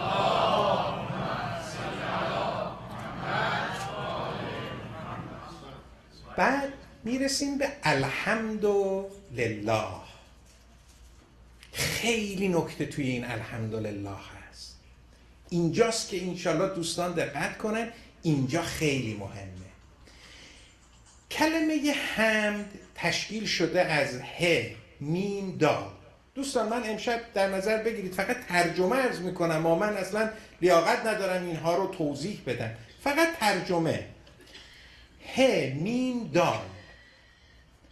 در عربی میان خیلی کلمات هست بهش میگن اشتقاق. اگه یادتون باشه تو دستور عملای فارسی، دستورهای گرامر فارسی میخواندیم. مثلا کلمه مد هم عین همین حمده، میم و دال و ه، هر دو از سه کلمه ه، میم، دال تشکیل شدن، مد و حمد. حمد ما چی ترجمه میکنیم؟ میگیم ستایش خدای را. ولی این درست نیست، به خاطری که مدح به معنی ستایشه. میگن مدح یک کسی رو بگید، یعنی ستایش بکنید از یک شخصی. حمد یک معنی بالاتری درش گنجیده.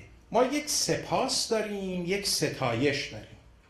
انسان ها یک موجود زیبایی رو که میبینن شروع میکنن ستایش کردن، میگن چقدر این زیباست، چقدر این نقشه قشنگه، چقدر این به اصطلاح عکس زیباست. این مخصوص انسان هاست. یعنی یک انسانی اگر این ذات رو نداشته باشه که ستایش بکنه، به درجه حیوانیه. حیوان ها ستایش نمیفهمن. حیوان ها شکر رو میفهمن، سپاس رو میفهمن، ولی ستایش رو نمیفهمن. حیوان ها تو این مثلا وقتی که به یه حیوانی یک نیکی شما میکنید، اونم برمیگرده یه نیکی میکنه. در کلمه هم سپاس گنجانده شده، هم ستایش. یعنی سپاس، چون ترجمه دیگه این نیست که بگیم سپاس و ستایش خدای را، الله، اون موجودی که همه نیکی ها، همه صفات نیک درش هست. یکی از پیام هایی که امام حسین علیه السلام به ما داده این استش که، و کلمه قبل از اینکه این رو عرض کنم، اون الف لامی که اول حمد هست الف لام استغراقه. یعنی چی؟ الف لام در عربی در دو جا به کار میره. یک جایی که وقتی که میخوان یک حرفی رو معرفش کنن، مثلا میخوان بگن این کتاب، میگن الکتاب، یعنی اون کتابی که مورد نظر ما هست. دیگه کتاب معمولی نمیگن کتابن، میگن الکتاب. یه جایی وقتی عمومیت رو میخوان برسانن، این الف و لامی که اول حمد هست عمومیت رو میخواد برسانه. میگه هر چیزی، هر حمد و سپاس و ستایشی که در دنیا هست برمیگرده به خداوند، لله، برمیگرده به الله. امام حسین به حمدش، سپاس و ستایشش برای الله بود. حالا خیلی سخته اون چیزی که من تو ذهنمه بگم، ولی سعدی آمده این رو خیلی زیبا گفته. یکی از داستانهای سعدی رو براتون میخوانم که این معنی الحمدلله خوب جا بیفته بعد از یه صلواتی که شما میفهمید.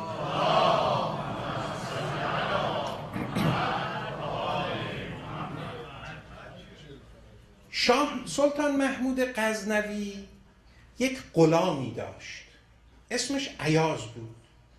این ایاز خیلی چهره کریهی داشت، خیلی چهره زیبا که نداشت، هیچ، خیلی هم انسان‌ها دوست نداشتن بهش نگاه کنن. ولی سلطان محمود اینو خیلی دوست داشت. مردم هم تعجب می‌کردن که سلطان محمود به این عظمت یه غلامی به این زشتی رو چرا انقدر دوست داره. یکی خورده بر شاه غزنین گرفت، که حسنی ندارد ایاز ای شگفت. گلی را که نه رنگ باشد نه بوی، غریب است سودای بلبل برو. میگه یه گلی که خوشگل و زیبا نیست، بلبلیش وقت نمیره به سمتش. سلطان محمودی به این عظمت چطور رفته سراغ این ایاز؟ به محمود گفت این حکایت کسی، بپیچید از اندیشه بر خود بسی. یه نفر رفت پیش سلطان محمود گفت که بله مردم میگن تو چرا این ایاز دوست داری؟ آخه تو یه سلطان عظیم الشأن هستی، ایاز چیزی نداره. سلطان محمود به فکر رفت، گفت من این به اصطلاح اینجا رپیتیشنم داره خراب میشه، مردم میگن این چرا این غلامو دوست داره؟ چون میدانست که عشق من ای خواجه بر خوی اوست، نه بر قد و بالای نیکوی اوست. من اینو به خاطر این دوست دارم که این اخلاقش خیلی خوبه، نه اینکه قد و بالاش خیلی زیباست. بعد به فکر افتاد. شاه ها وقتی که قدیم مسافرت میکردن همیشه با خودشون یه مقداری به اصطلاح جواهرات و اینا میبردن که خلعت بدن، همیشه یک مقداری از سپاهیان هم همراهشون به عنوان گارد میبردن. یه بار سلطان محمود در یکی از مسافرتاش گفت آها اینجا باید به مردم نشان بدم که من چرا این ایاز رو دوست دارم. شنیدم که در تنگنایی شتر، بیفتاد و بشکست صندوق دور. یه روز که این صندوق جواهرات می بردن در راه مسافرت، به این باردار گفت که یکی از این صندوق ها رو یه ذره شل ببند، هر جا بهت گفتم این صندوق رو بزن زمین، بذار بیفته بشکنه. پر جواهرات هم بوده. شنیدم که در تنگنایی شتر، بیفتاد و بشکست صندوق دور. وقتی که این صندوق ریخت توی دره، به یغما ملک آستین برفشاد و از آنجا به تعجیل مرکب براند. یغما با غارت یه فرقی داره. غارت یعنی این که من بیام مال شما رو بدون اینکه شما رضایت داشته باشید بگیرم. یغما یعنی این که شما مالتون رو بیارید بگید هر کی هرچی دلش میخواد ورداره.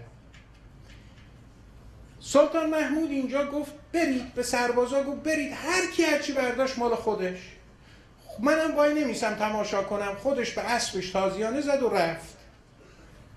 به یغما و ملک آستین برفشاند و از آنجا به تعجیل مرکب براند. سواران پی در و مرجان شدند، ز سلطان به یغما پریشان شدند. سواران همه ریختند و شروع کردند در و مرجان جمع کردن و اصلا شاه یادشون رفت. نماند از وشاقان گردن فراز، کسی در قفای ملک جز ایاز. از اون همه که حشم و سربازایی که داشت که هر روز قربان صدقه شاه میرفتن، هیچ کس نرفت دنبال شاه الا این ایاز. نگه کرد کی دل بر نماند از وشاقان گردن فراز، کسی در قفای ملک جز ایاز. یه بار شاه نگاه کردید ایاز دنبالش داره میاد. نگه کرد کی دل بر پیچ، ز یغما چه آورده ای؟ گفت هیچ. گفت ای که من تو رو خیلی دوست دارم، به دل من نزدیکی. این سیاهام که موهاشون میدونید فرفر بوده، که ای سنبلت پیچ، ز یغما چه آورده ای؟ و از اون جواهرات چی آورده ای؟ گفت هیچ. من در قفای تو میتاختم، ز خدمت به نعمت نپرداختم. من دنبال تو می آمدم، من دوست دارم به تو خدمت کنم، من تو رو دوست دارم، من دنبال طلا و جواهرات نبودم. گرت قربتی هست در بارگاه، به خلعت مشو غافل از پادشاه. حالا اینجا سعدی برمیگرده میخواد به ما درس بده. میگه اگر شما میگید ما خدا رو دوست داریم، نرید دنبال نعمت. یعنی الحمدلله یعنی اینکه خدایا اگر بهشت و جهنمی هم نبود من باز تو رو شکر میگفتم. حمد من برای توه، برای اینکه تو قابلیت پرستش داری. بعد خیلی این زیباست، میگه خلاف طریقت بود کولیا، خلاف طریقت بود کولیا، تمنا کنند از خدا جز خدا. خلاف طریقت بود کولیا، تمنا کنند از خدا جز خدا. گر از دوست چشمت بر احسان اوست، گر از دوست چشمت به احسان اوست، تو در بند خویشی نه در بند دوست. گر از دوست چشمت به احسان اوست، تو در بند خویشی نه در بند دوست. میگه اگر حتی در این دوستی های این دوره اگر شما فقط با یه نفر دوست هستید که از اون به شما یه خیری برسه، تو دنبال خودتی، تو خودتو دوست داری نه اون دوستت رو. تو را تا دهن باشد از حرص باز، نیاید به گوش دل از غیب راز. میگه اگر همش دنبال من چیزای دنیایی هستی، اون راز اصلی رو به تو نمیگن. تو غافل خواهی بود که داستان چیه تو این دنیا. حقایق سرایی است آراسته، هوا و هوس گرد برخاسته. چقدر زیباست. میگه حقایق دنیا اون چیزای واقعی، اینا یک چیزیست که مشخصه خیلی. پس چرا ما نمیبینیم؟ چرا نمیبینیم اگر مشخصه؟ چقدر این سعدی اصلا با همین یه بیتش نشان میده چه عارف برجسته‌ای بوده. میگه حقایق سرایی است آراسته، هوا و هوس گرد برخاسته. میگه میدونی چرا نمیبینی؟ چون این هوا و هوس شما مثلا یه ساختمان زیبا اگه اون پشت باشه گرد خاک باشه ما نمیبینیمش دیگه. درسته که اون اونجاست ولی چون گرد خاک هست نمیبینیمش.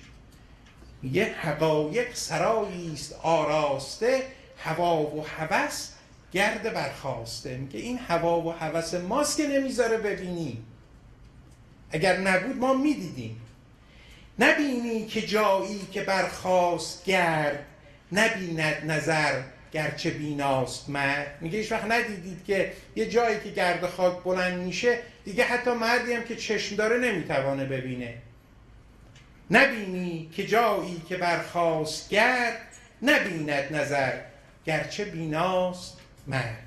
صلوات محبت بفرمایید. اللهم صل علی محمد. خب دوستان من چون وقت داره تمام میشه مجبورم ادامه صحبت رو بذارم انشالله برای فردا شب و انشالله فردا شب جواب یک سوال $1,000,000 که همه شما دارید رو خیلی با صحبت‌های با اطلاعات علمی که امروزه علم پزشکی ثابت کرده یا علم سایکولوژی ثابت کرده انشالله خدمت دوستان میدم که مطمئنم همه شما این سوال رو دارید که چرا خداوند میخواد که ما هر روز مثلا 5 بار نماز بخوانیم و همه چی یک مطلبی رو تکرار کنیم و بچه ها مخصوصا این سوال رو خیلی میپرسن. حالا امروزه علم طب و علم پزشکی این رو ثابت کرده که چه انسان ها چه فایده ای داره. یه مطلبی که هست امشب شب اختصاصی حضرت علی اصغر علیه السلام. میدانید دوستان که حضرت علی اصغر 6 ماهه بود. آیت الله مطهری 3 جلد کتاب در مورد حماسه عاشورا نوشتن. زیباترین کتابی که میشه تو پیدا کرد به هر زبانی این کتاب حماسه حسینی نوشته حضرت آیت الله مطهری است. ایشان میگن من تمام اسناد معتبر رو بهش مراجعه کردم، هیچ جا پیدا نکردم که امام حسین علیه السلام از دشمن تقاضای آب کرده باشه. درسته در مقاتل خیلی جاها نوشتن ولی ایشان بعد سند و دلیل عقلی هم میاره. میگه ایشان میفرماید که مگر میشه فرزند علی به دشمنی به این خباثت بره اونجا عجز بیاره، تقاضا عجز بکنه و بگه به من آب بدید؟ این فرزند علی است، این امامه. ولی خب در مقاتل نوشتن این داستان حضرت علی اصغر برای اتمام حجت بوده، برای ما بوده که نشان بده، چون عاشورا 2 صفحه داره، یک صفحه خبیث و تاریک که قهرمانش یزید و شمر و عمرو بن سعد هستن، یک صفحه زیبا که قهرمانش امام حسینه، یک صفحه روشن که قهرمانش حضرت علی اصغر، حضرت علی اکبره. که حالا انشالله شب‌های آینده اگه فرصت بشه راجع به زیبایی‌های عاشورا هم صحبت می‌کنیم که خیلی کم صحبت شده. ولی داستان حضرت علی اصغر روی دست امام حسین برای اتمام حجت برای ما بوده که خباثت اونها رو بهش پی ببریم. یک موقع دیگه کسی نگه که نه خب اگر اونها میدانستن بچه‌های کوچیک تو این کمپ هست ممکن بود دلشون به رحم بیاد. امام خواستن اتمام حجت برای ما بکنه که ببینی دشمن چقدر خبیثه که حتی به یک بچه 6 ماهه هم رحم نکرد که هیچ گناهی نداشت. شیواترین نوای نینوا منم، با خون نوشته روی گلویم، کلیم عشق با بلحوائج حرم مصطفی منم. با خون نوشته روی گلویم کلیم عشق، با بلحوائج حرم مصطفی منم. با تیر عشق هستی خود را فروختم، بازار عشق را به تبسم بها منم. خون گلوی من به همه دردها دواست، درمان دردهای دل بی دوا منم. با دست کوچکم گره ها باز می شود، مردم علی اصغر مشکل گشا منم. نامم علی اصغر و در کشتی حسین، هم بادبان و لنگر و هم ناخدا منم. ای هرمله به بیشه ما بیهوده نیا، چون شیر کوچک حرم لافتا منم. آوازه شجاعت من تا به عرش رفت، خیبرگشای دیگر خیبرگشا منم. این دستهای کوچک من دست حیدری است، این دستهای کوچک من دست حیدری است. شش ماهه‌ای که کشته شد بی صدا منم. یا ابا عبدالله، یا حسین ابن علی ایها الشهید، یا ابن رسول الله، یا حجت الله علی خلقه، یا سیدنا و مولانا، انا توجهنا و استشفعنا و توسلنا بک الی الله و قدمناک بین یدی حاجاتنا، یا وجیها عند الله اشفع لنا عند الله. و صلی الله علی محمد و آله الطاهرین.